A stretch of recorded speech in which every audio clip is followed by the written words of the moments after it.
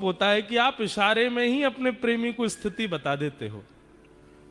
श्री जी और ठाकुर जी सदा भीड़ में ही रहते हैं। क्यों? श्री जी के संग 8 सखी रहती हैं और ठाकुर जी के संग 8 सखा रहते हैं, तो अपनी निज बातें कैसे हों? तो श्री जी इशारा कैसे करती हैं? अपने श्रृंगार से ठाकुर जी को इशारा करती हैं। अगर श्री जी ने नीली ओढ़नी पहनी हो तो मानो ठाकुर जी को संकेत कर रही हैं कि इस बार की पूर्णिमा पर, इस बार की पूर्णमासी पर कोई नीला तालाब, नीला सरोवर, वहां मिलेंगे, वहां लीला करेंगे, वहां रास विहार करेंगे। फिर ठाकुर जी नीले ओढ़नी से तो समझ गए कि भाई जो है कहीं श्री जी सरोवर का संकेत करें। काली ओढ़नी हो, वैसे तो काली श्याम ओढ़नी ठाकुर जी ही धारण करते हैं, लेकिन कभी कभी श्री जी धारण कर लेती हैं, तो ठाकुर जी समझ जाए ओहो काली ओढ़नी मतलब अमावस्या, चंद्रमा नहीं होना चाहिए। और फिर काली ओढ़नी हो, उसमें थोड़े थोड़े सितारे जैसे जड़े हों, तो ठाकुर जी समझ जाते हैं कि द्वितीया तृतीया का चंद्रमा हो जिसमें तारे टिमटिमा रहे, उसमें मिलने की आज्ञा कर रही हैं। ऐसे किशोरी जी संकेत करती हैं। अब नीली ओढ़नी है, उस पर गुलाबी वस्त्र पहने हैं, तो मानो नीला सरोवर और उसमें भी कमल खिले हों, वो संकेत है। ये 2 संकेत हो गए।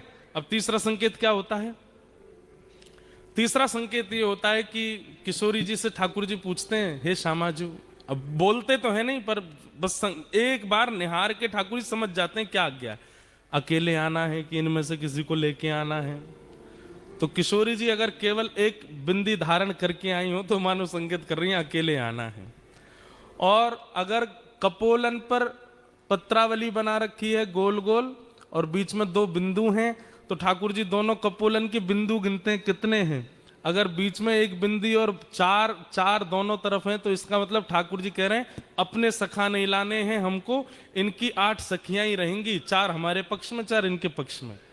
और मानो अगर पूरा यहां तक पूरा भर रखो है, पत्रावली अद्भुत धारण कर रखी, ठाकुर जी कह रहे हैं ओहो अब तो जरा भंडारा सबको लेके चलना है, इसमें एकांतिक नहीं है।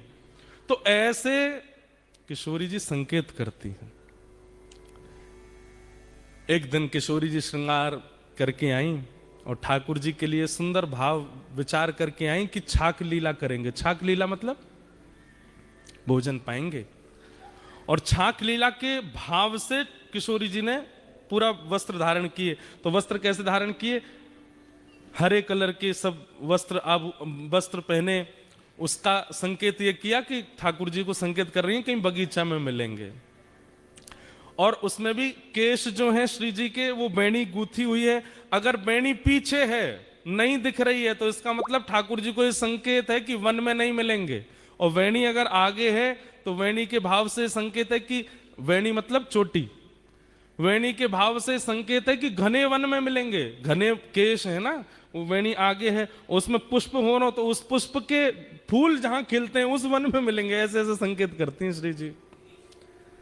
लेकिन आज सावन का दिन चल रहा था, वर्षा होती नहीं है, बादल इतने घने रहते हैं, हवा चलती नहीं है कि प्रश्वेत के कारण श्री जी का गलती से हाथ चला गया ऐसे, और जितना वो बना के आई थी भाव वो सब मिट गया। लेकिन श्री जी को इस बात का पता नहीं चला। अब जैसे ही आई तो यहाँ सब सखियां और श्री जी, यहाँ ठाकुर जी और सब सखा, अब सब आपस में कर रहे हैं, बातचीत कर रहे हैं, कछु आनंद कर रहे हैं। और ठाकुर जी सब एक एक चीज ध्यान से परख रहे हैं, क्या आज्ञा कर रही हैं। अच्छा, हरे वस्त्र पहने मतलब वन में मिलेंगे, केश आगे हैं इसका मतलब सघन वन में मिलेंगे। ओहो, जूही के पुष्प लगे मतलब जूही के वृक्ष, जूही के पुष्प जहां खिलते हैं उस वन में खिले। लेकिन किशोरी जी आज एक संकेत बना करके लाई थी जिसमें छाक का आज्ञा कर रही थी। जैसे एक तो होता है बिंदु बिंदु बिंदु बिंदु बिंदु, ऐसे पत्रावली हो तो समझो कि केवल रास होगा, आप सखा लिया ना, हमारी सखी आएंगी और रास विहार करेंगे।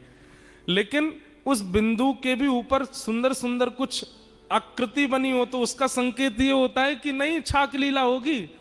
सबरे सखांत कहीं अपने अपने घर तक कछु बना के लाएंगे, हमारी सखी सब बना के लाएंगे और फिर वहां बैठ के सब पामेंगे। तो आज छाक वाला श्रृंगार किया था वो मिट गया। तो ठाकुर जी ने जब मुखमंडल की ओर देखा तो सब मिटा हुआ। ठाकुर जी कह रहे हैं कि श्री जी आज्ञा कर रही हैं मिलनो ही ना है, आज्ञा नहीं दे रही है मिलने की। तो ठाकुर जी किशोरी जी से कह रहे हैं, किशोरी कह रहे हैं ठाकुर जी को समझ ही नहीं आया, बोले कि ये तो स्पष्ट बोल रही है कि मिलना ही नहीं है।